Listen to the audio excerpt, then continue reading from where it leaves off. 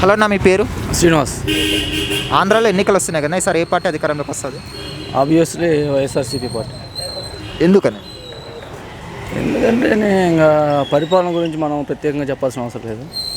అన్నీ ఆల్మోస్ట్ నాడు నేడు కానీ అతని సంక్షేమ పథకాలు కానీ ఆల్మోస్ట్ అన్నీ ఫేవర్గా ఉన్నాయి. అందరు జనాలు అందరూ ప్రతి ఒక్కరూ బాగున్నాయని చెప్తున్నారు. సో కానీ జగన్మోహన్ రెడ్డి గారి మీద ప్రజల్లో తీవ్రమైన వ్యతిరేకత ఉంది అంటున్నారు. ఎందుకని అంత వ్యతిరేకత రావడానికి కారణం ఏంటి?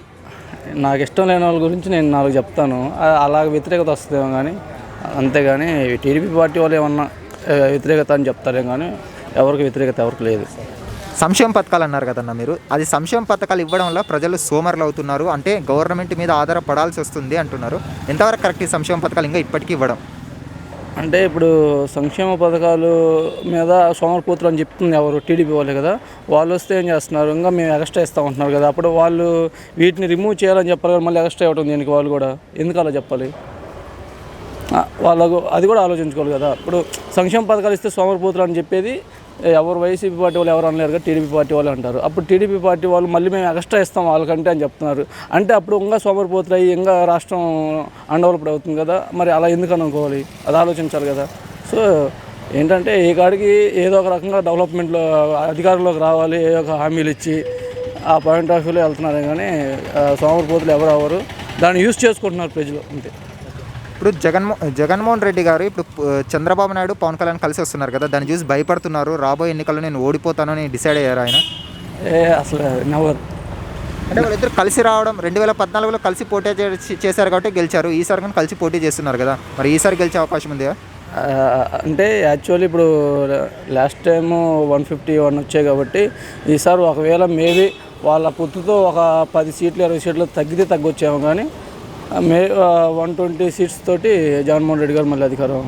కానీ వీళ్ళే 130 పైన సీట్లు గెలుస్తామని టీడీపీ వాళ్ళు అంటున్నారు. అంత ధీమాగా వాళ్ళు ఎలా చెప్తున్నారు మరి? ఇప్పుడు ఒక క్రికెట్ మ్యాచ్ జరుగుతుంటే వాళ్ళు గెలవాలని కోరుకుంటారు, వీళ్ళు గెలవాలని కోరుకుంటారు. మేము ఎవరు కాన్ఫిడెంట్ లెవెల్స్ వాళ్ళే, గెలవటంలో తప్పులేదు, అలా అనుకోవటంలో తప్పులేదు అనమాట. ఇప్పటివరకు టీడీపీ, జనసేన, అలాగే వైసీపీ. కానీ ఇప్పుడు షర్మిల గారు జగన్మోహన్ రెడ్డి సొంత చెల్లెలు ఆయనకు ఆపోజిట్గా వచ్చారు. ఇప్పుడు ఎలా ఉండొచ్చు రాజకీయాలు ఆంధ్రాలో? ఆమె ఎఫెక్ట్ అనేది 0% అనమాట. యాక్చువల్లీ నా విన్నపం ఏంటంటే షర్మిల 0% ఎందుకు అనుకోవాలి? ఆమె కానీ రాజశేఖర రెడ్డి గారు కూతురే కదా, ఎందుకు అనుకోవాలి 0%? చెప్తాను. ఇప్పుడు షర్మిల వైపు వెళ్ళే వాళ్ళకు కూడా ఒక విన్నపం అనమాట. ఏంటంటే తెలంగాణలో అలానే పార్టీ పెట్టేసి ఆమెను నమ్ముకొని ఒక్కొక్కరు నియోజకవర్గం కోసం ఒక 2-3 కోట్లు ఖర్చు పెట్టి చాలామంది సఫర్ అయి ఉన్నారు.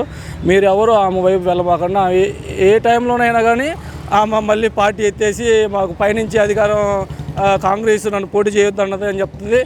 సడన్గా నమ్ముకున్న వాళ్ళంతా మళ్ళీ పిచ్చోళ్ళు అవుతారు. దయచేసి అట్లాంటి వాళ్ళు, ఆమె నమ్ముకున్న వాళ్ళు ఎక్కడన్నా నియోజకవర్గం ఒక సభ మీటింగ్ పెట్టాలంటే ఆమె మనీ ఇస్తే ఖర్చు చేయండి, లేకపోతే చేయొద్దు. దయచేసి నా యొక్క విన్నపం కాంగ్రెస్లోకి చేరిన నాయకులకి చెప్తున్నా. ఓవరాల్గా అయితే జగన్మోహన్ రెడ్డి గారు 2024లో గెలుస్తున్నారు ఆంధ్రప్రదేశ్ ముఖ్యమంత్రిగా. ఆబ్వియస్లీ అనుకుంటున్నాం. అది ఏం జరిగిద్ది అనేది ప్రజలు నిర్ణయిస్తారు. ఓకే, థ్యాంక్స్ అన్న. హాయ్ ఫ్రెండ్స్, మా ఫ్యూచర్ టుడే ఛానల్ చూస్తున్నందుకు చాలా థ్యాంక్స్. మరిన్ని లేటెస్ట్ వీడియోస్ కోసం వెంటనే సబ్స్క్రైబ్ చేయండి. అలాగే ఈ బెల్ని కూడా రింగ్ చేసేయండి.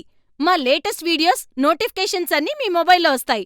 మా వీడియోస్ మీకు నచ్చితే లైక్ చేయండి, షేర్ చేయండి, నచ్చకపోతే కామెంట్ చేయండి.